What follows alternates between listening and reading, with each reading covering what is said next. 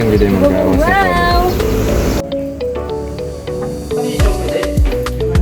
Wow!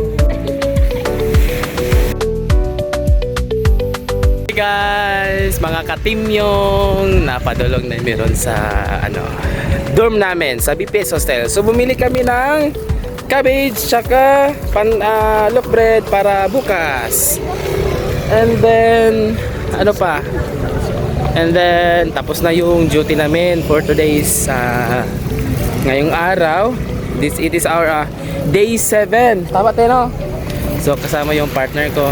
Siya yung bumili ng mga ganito, gulay.